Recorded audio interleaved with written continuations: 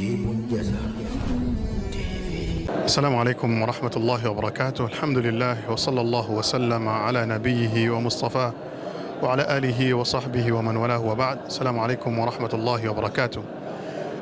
Nichukue fursa hii kupitia hapa Ibn Jazar TV kuzungumza nanyi kama jamii ya Kitanzania, jamii ya Waislamu kwa ujumla kuhusu swala zima la mwezi mtukufu wa Ramadhan, lakini pia na mambo yanayoendana na mwezi huu.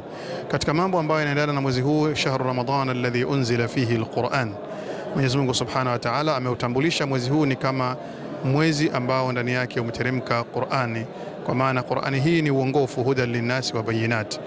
Lakini pia katika kuiangalia hii Qur'ani kama uongofu, hatua za kufikia katika uongofu wa hii Qur'ani na kuweza kupata kuitambua, basi zipo hatua zinazoanza mwanzo, kwa maana ya kwamba kusoma, kuihifadhi, lakini kuifahamu na kuizingatia.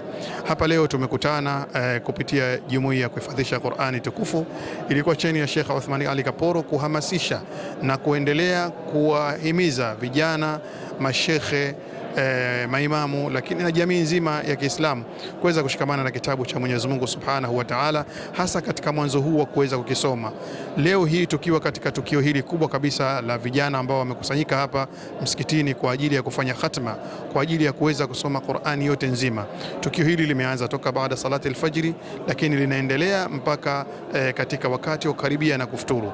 Matukio ambayo yataambatana na hili ni tukio zima la mudarasatul Qur'an, tukio zima la kusoma watu wawili, mtu na mwenzake, kusikilizana, lakini kuweza kufanya khatmu ya Qur'ani tukufu kwa siku moja hii ambayo tumejitolea na tumewaita watu. Tunaomba ushirikiano wa jamii nao kwa namna yote uliopo, pote uliopo, basi jitahidi sana kusoma Qur'an. Harakati za Qur'ani tukufu ziko nyingi sana, harakati za kusomesha, harakati za kusomeshana, lakini harakati za kufundishana maani ya Qur'an, harakati za kukaa pamoja kuweza kuitafakari Qur'ani, kwa sababu Qur'ani imeteremka, kitabun anzalnahu ilayka mubarakun liyadabbaru ayati, imekuja ili watu waweze kuizingatia. Hauwezi kuizingatia bila kuanza kuisoma, kisha kuanza kuifahamu, alafu baada ya kuifahamu ni kuizingatia. Na katika mazingatio makubwa kabisa ni kuifanyia kazi ya Qur'ani tukufu.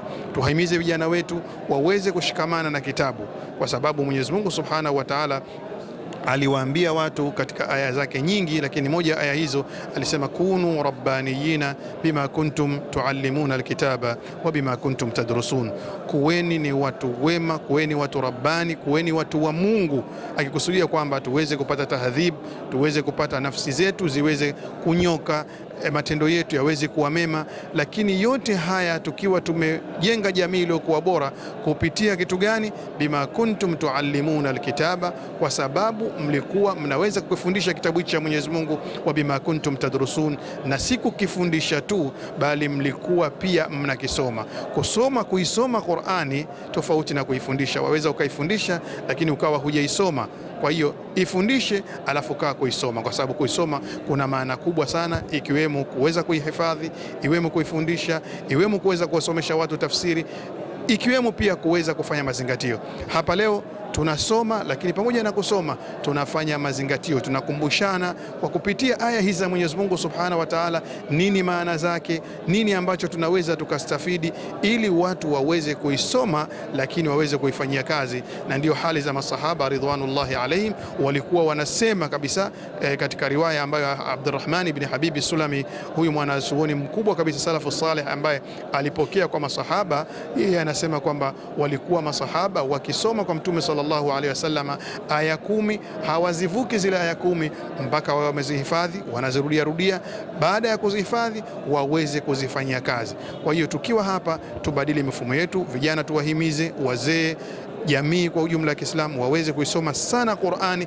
hasa katika mwezi huu mtukufu wa Ramadhan. Kwa hiyo na wahusia ndugu zangu mlioko majumbani, na wahusia ndugu zangu mlioko misikitini, mlioko makazini, ukipata nafasi yako, ukipata fursa yako, jitahidi kusoma Qur'ani. Ukiweza kama hivi tulivyokusanya watu kufanya khitma ndani ya siku moja, itakuwa ni bora. Hukuweza, basi jitahidi hata ndani ya wiki, ndani ya mwezi, kwa kadri ya uwezo wako, lakini uweze kupambana na kufika katika jambo hili. Tunazidi kuhamasisha isomwe Qur'ani ndani ya mwezi mtukufu wa Ramadhan, ndio iwe dandana yetu na iwe tabia yetu kuweza kuitumikia Qur'ani tukufu. Tuashia hapa kwa leo, wabillahi tawfiq, wassalamu alaykum wa rahmatullahi wa barakatuh. Al-Qur'anu nurun yamshi ala wajhi al-ard. Ibn Jazar.